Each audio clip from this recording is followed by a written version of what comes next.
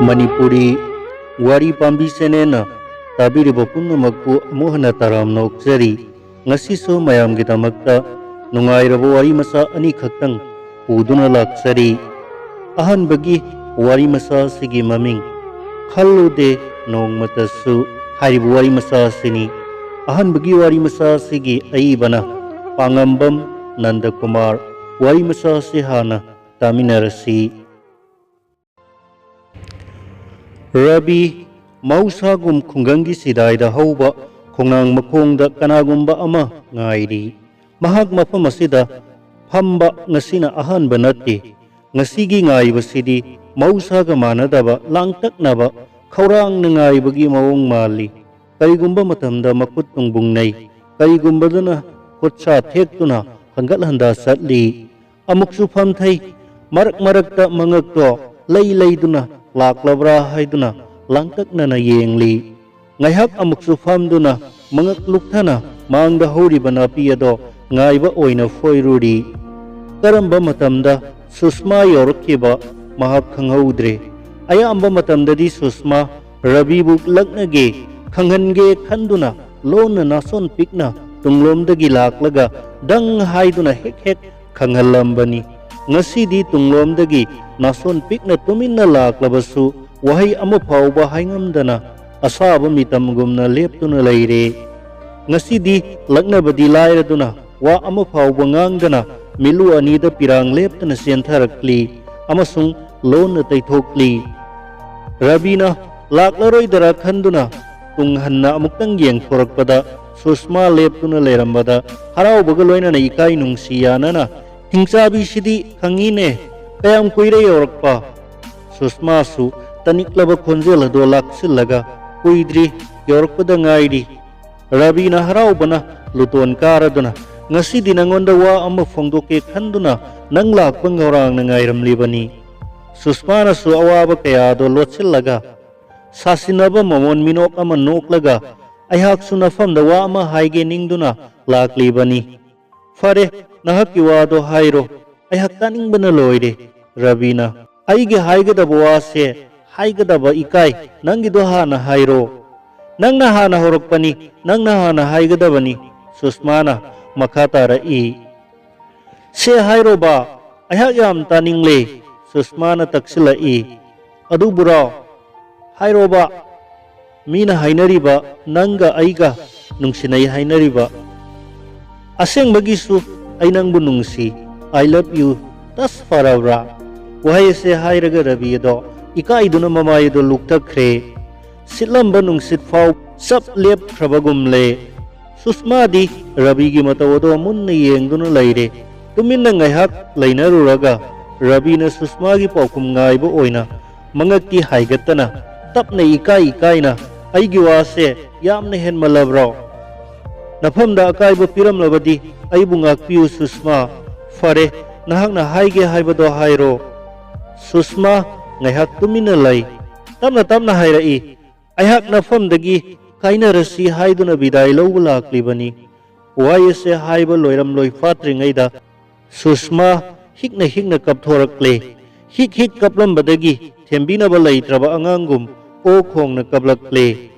Rabina masira nahak ki paukhum karigino nangna aibu minambiriba mima nadraba ningba kaina lelamba ayhak ki punsigi pirangbu nangna taithok piramliba karigino.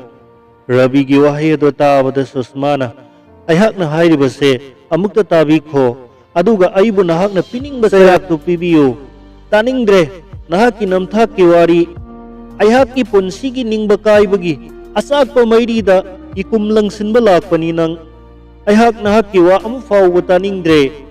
Phuk haugatuna Rabi satke tawrakpada Susmana mamangda thattuna makhut lonaduna kapna pirangga loinana ayhak na nafamda aroy boy na haijaribasini ayhak ira layrabini ayhak mihat pini adubu ayhak ki aroy ba zawa asida di tabikho tungda yamna ningamlakloy.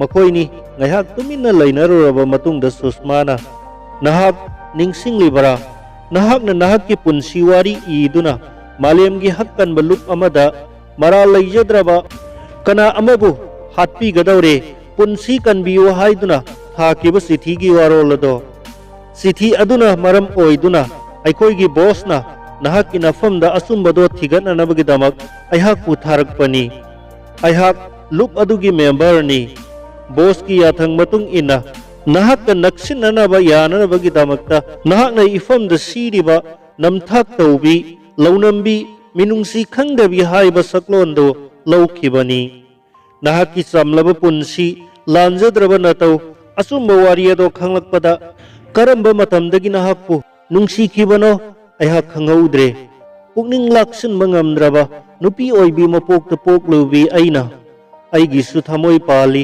boss na pirakpa matamdagi yamna henkhre nafamdagi mikup amata sulap thokningde nanakta lengdana lainingthi lupki kanglon matung inna investigation team na kanagumba amatabu nungsinau haibado laite ngasidi boss na report pikhalaknanaba aibu laknanaba kaure wafam ase nafamda phongdoklamge khanduna aihak laklibani kainaba haibasida nangda nate maisa langliba wafam ase nafamda phongdoklamge khanduna aihak laklibani kainaba haibasida nangda nate maisa langliba maithong asidi saklon yamlamba yai adubu pirang dinate aihak chalukige nokna birai amuktang di piyu rabisu warido munna taraba matungda satkhigadauraba amabu amuk khamlurabadi karamna aihakki thamoibu themjilhogani sushma tapna sangsilakle aduga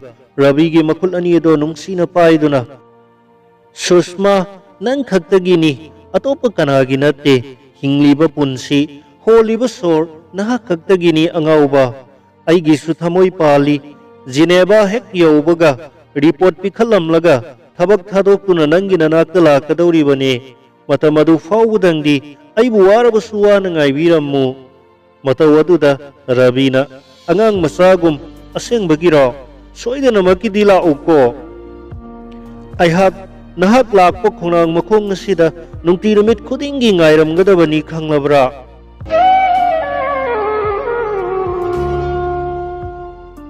hauji amuk aroibo aina mayamda lanthokchagadoriba warimacha sigi mamingna ju yonbido warimacha sigi aibana bormani elangbam asi amuk taminarasi lepa laitaba wahai ngangningba wangang wahai wata ngangbuse yu yonphamsu amani tonpok ranjana na khwaidigi yai paisagini mi pusilakpagini tonpok amadi mamanabasing lakpo urabadi ranjana haraure usek lang thakpana usek pairpo ubada haraubagumbani ranjana na ngasidi lambida chatsaba nupa phauba kausinba ngambasini khonjel yaudana makuna kausinba sidani nupa amata mapa lanthokpa ngamnadribase bendargi wadi amhagi amha haibaduni phabaduni laknabadasu saudabaduni pautakse tompokini ranjana na kaude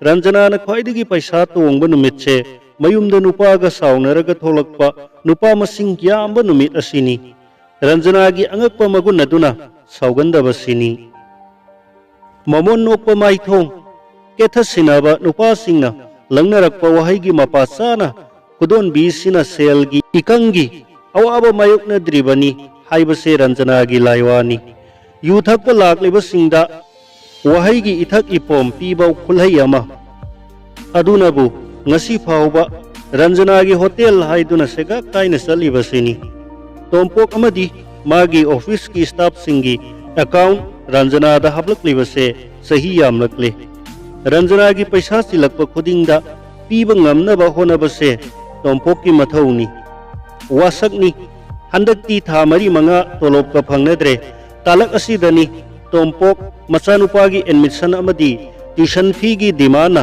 pothaba sangjadri tawpham khanglaktare mamanaba singda hanglore khudikmak tolop hangdabata tainare nuongmada lupa lising manga taruk sitpi ranjana ningsinglakle mana mating pangkhiba singdo masu kauramloi taha loisinduna tholakle tompok ngaktak tawi angangbo masugi bolero ama hotel mamangda khamli tabli changsilli phulkhau hangdaba numit singdadi khudingmak lamba paba ngamgadabagumni ngasidi isingda taruba usi masadu mangai tompok nungtigidi thongjinda famlaga mabuta ngai boy tawrambado ngasidi ihang hangli pak hek changsan bangamdri khangaude ranjana tholai tompok nokphet tawruri ta tompok ngasidi thangnabasida oina thakpiruro isanupa Delhi da leibado IAS khalakle airport ta